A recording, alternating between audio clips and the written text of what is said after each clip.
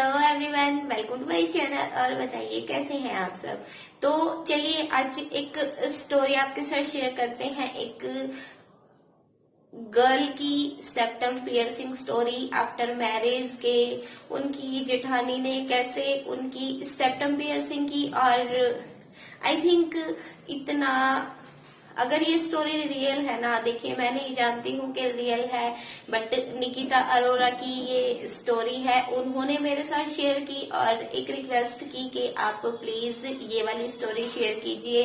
तो अगर ऐसा रियल में होता है ना, तो आज के टाइम पे भी जहाँ लोग बोलते हैं कि लड़कियां बहुत किसी की सुनती नहीं है और ये वो, इतना अत्याचार अगर किसी पर होता है तो हमारी सोसाइटी का एक अलग ही, जिसको बोलते हैं ना, भयानक वाला सच निकल के आता है ऐसी स्टोरी से।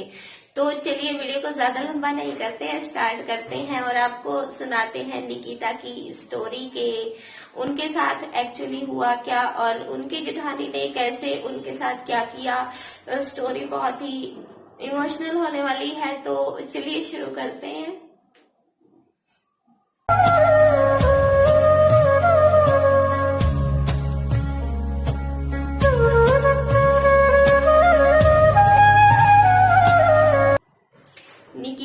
निकिता की शादी हुई एक बिजनेसमैन से। उनके हस्बैंड बिजनेस करते हैं और उनकी फैमिली में सास ससुर और उनकी एक जेठानी है। सास ससुर उनके एक्चुअली गांव में रहते हैं और निकिता के जो हस्बैंड है वो भी बिजनेस के सिलसिले में ज्यादातर घर से बाहर ही रहते हैं, बहुत कम उनका घर पे आना जाना होता है। बट निकिता और निकिता की जेठानी सिटी में रहती है, बिकॉज निकिता की जो जेठानी है वो जॉब करती है, वो पुलिस में इंस्पेक्टर है और निकिता के जो जेठ जी हैं उनकी डेथ हो चुकी है। निकिता की जेठानी का नाम है रितु और दोनों देवरानी जेठानी शहर में रहती हैं, बट सास ससुर गांव में रहते हैं। तो देखिए कुछ देवरानी जेठानी सास बहू का रिश्ता वैसे ही हमारी सोसाइटी में थोड़ा सा नोकझोंक वाला ही देखा जाता है। बहुत सी देवरानी जेठानी में बहुत प्यार भी हो जाता है, बट कुछ देवरानी जेठानी के रिलेशन ऐसे होते हैं ना कि वो साथ में रहना, ऐसे रिलेशन हो जाते हैं कि ज्वाइंट फैमिलीज रह ही नहीं पाती हैं और वो अलग अलग रहना पसंद करते हैं, बिकॉज एक दूसरे के साथ सरवाइव नहीं कर पाते हैं, एक दूसरे की सुन नहीं पाते हैं। तो निकिता की जो जेठानी है उनका नेचर, उनकी सास ने उनको बताया था कि वो पहले से ही बहुत रूड थी, बट जब से उनके जेठ जी की डेथ हुई तब से वो ज्यादा ही रूड हो गई थी और सब पर अपना हुक्म चलाना चाहती थी। बट निकिता का नेचर ऐसा था कि वो गलत बात सहन नहीं करती थी। अगर उनको कोई गलत बोलेगा तो वो उस चीज को सहन करना सही नहीं समझती थी। कि वो जैसे बोलते ना कि अत्याचार करने वाला और सहने वाला दोनों ही बराबर के, दोनों में ही बराबर गलती होती है, दोनों ही गलत होते हैं। तो वही बात निकिता के माइंड में थी कि वो गलत किसी के साथ करेंगी भी नहीं और गलत सहेंगी भी नहीं। तो स्टार्टिंग से ही निकिता की जेठानी अगर निकिता को कोई गलत चीज बोलती थी तो निकिता उस चीज का जवाब उनको देती थी, ये नहीं कि चुपचाप उनकी बात सुन ली। और निकिता की जो जेठानी थी उनको सब पर अपना प्रभुत्व चाहिए था। वो जिसको जो बोलती थी एकदम से स्टिकनेस की तरह वो चाहती थी कि जैसे मैं बोलूंगी लोग मुझे ऐसे ही फॉलो करें। और निकिता की जेठानी को निकिता का जवाब देना या उसकी बातों को इग्नोर करना बिल्कुल पसंद नहीं था। तो देवरानी जेठानी के बीच में जो होता है ना, एक खींचतान वाला रिश्ता था। तो निकिता जब कॉलेज में पढ़ती थी उनके कोई फ्रेंड थे, कोई लड़का फ्रेंड था। तो शादी के बाद भी उसको निकिता से कुछ काम था, तो निकिता ने जस्ट अपने फ्रेंड को घर पे बुला लिया। और देखिए अगर निकिता के मन में चोर होता तो उनकी जेठानी जब घर पर थी वो अपने फ्रेंड को घर पर कभी नहीं बुलाती।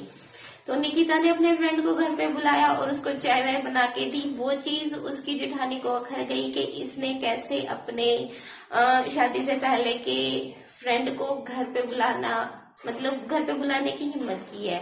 उन्होंने जब निकिता को बोला कि ये कौन था और तुमने इसको घर पर क्यों बुलाया। तो निकिता ने उसको साफ बोल दिया कि ये मेरा कॉलेज टाइम का फ्रेंड था और इसको मेरे से काम था तो मैंने इसको घर पर बुला लिया। निकिता के घर में निकिता की जेठानी ने लगवा रखे थे सीसीटीवी कैमरास और सीसीटीवी कैमरास से निकिता के जो फ्रेंड थे उनकी फोटो निकलवा कर निकिता की जेठानी रितु ने उसकी सारी जानकारी निकाल ली कि पहले कॉलेज टाइम पे इनकी कैसी दोस्ती थी और उनकी जो पिक्स वगैरह थी, मतलब काफी उनके बारे में छानबीन की और वो वाली पिक्स दिखा के निकिता को उन्होंने ब्लैकमेल करना शुरू कर दिया कि तुम मेरी बात नहीं सुनती थी, तो अब अगर तुम ये मेरी बात नहीं सुनोगी तो ये वाली पिक्स और तुम्हारे फ्रेंड की जो भी बातें हैं मैं तुम्हारे हस्बैंड को बता दूंगी, मतलब अपने देवर जी को बता दूंगी और गांव में भी सास ससुर को ये पिक्चर्स दिखा दूंगी। निकिता बहुत डर गई थी बिकॉज उनके हस्बैंड भी अपनी भाभी की बातें बहुत सुनते थे और देखिए बड़ी बहू होती है उसकी ज्यादातर घर में सुनी ही जाती है और छोटी को अपनी जगह बनाने के लिए बहुत मेहनत करनी पड़ती है। तो सेम वही चीज हुई निकिता के साथ। निकिता बहुत डरती थी कि अगर ये मेरे हस्बैंड तक अगर पिक्चर्स जाएंगी तो कहीं हमारा डाइवोर्स ना हो जाए, मेरे हस्बैंड मुझे छोड़ ना दे। तो उन्होंने अपनी जेठानी को बोला कि दी ठीक है, जैसा आप बोलेंगी वैसा मैं करूंगी। तो निकिता की जेठानी रितु जो एक पुलिस इंस्पेक्टर थी वो हथकड़ी लेके आई घर पर और उन्होंने निकिता को पीछे से ऐसे पॉल के साथ, घर में ही जैसे पॉल्स होते हैं उसके साथ बांध दिया एक हथकड़ी के साथ और एक मोटी नीडल गरम करके निकिता की सेप्टम को पियर्स किया और उसमें एक सेप्टम रिंग पहना दी लॉक वाली। और निकिता बोल रही थी कि उस टाइम जिस टाइम मेरी सेप्टम पियर्सिंग हुई मुझे मतलब इतना पेन हुआ था कि मैं जोर से चीखने वाली थी और इस चीज का अंदाजा उसकी जेठानी को था तो उसने उसके मुंह को भी चुन्नी से बांध दिया था। तो निकिता बोल रही थी कि मैं एकदम से तड़प रही थी बट मेरी जेठानी को उस चीज का असर नहीं हो रहा था और वो बार बार बोल रही थी कि अब आया ऊंट पहाड़ के नीचे, अब देखती हूँ मैं तुम कैसे मेरी बातों को नहीं सुनती हो। मैं पुलिस में हूँ, मैंने बड़े बड़े अपराधियों को सीधा किया है, तो तुम कौन से खेत की मूली हो। मतलब वो निकिता को हर बात पर टोंट मार रही थी, हर बात पर उसको सुना रही थी और उसकी इतनी पूरी तरह से पियर्सिंग की और पियर्सिंग करने के बाद उसकी जो नोजरिंग थी ना उसको बहुत जोर से खींचा भी उन्होंने। मतलब निकिता को उन्होंने बहुत परेशान लिया, उससे बहुत बदला लेना चाहा। तो निकिता बोल रही थी कि हफ्ते भर तक मेरी पियर्सिंग में बहुत ज्यादा पेन हो रहा था तो मैं ज्वेलर के पास गई कि प्लीज इसको निकाल दीजिए। ज्वेलर को उन्होंने बोला कि आप प्लीज इसको निकाल दीजिए, तो ज्वेलर ने उसको बोला कि ये निकलेगा नहीं, इसको कट करना पड़ेगा। बट निकिता अपनी जेठानी से बहुत डरती थी और उन्होंने कहा कि नहीं आप कट करने को रहने दीजिए। बट घर जाके जब उन्होंने रितु को बोला कि दी आप इसको प्लीज निकाल दीजिए, मैं आपकी हर बात फॉलो करूंगी, आपके सामने कभी आर्ग्यूमेंट नहीं करूंगी, आपकी हर बात मैं मानूंगी। बट रितु उस चीज को बिल्कुल नहीं समझ रही थी। उनके अंदर एक मतलब हेट टाइप का होता है ना, एक चिढ़ होती है, वो चीज निकिता के लिए थी। तो निकिता बोल रही थी कि मेरी जेठानी बहुत बार अब भी मेरे साथ ऐसे ही करती हैं, अगर मैं उनकी छोटी सी बात को मना कर देती हूँ तो वैसे ऐसे ही हथकड़ी से मेरे हाथों को पीछे बांध के और मेरी जो सेप्टम रिंग है उसको खींचती हैं और मुझे बहुत परेशान करती हैं।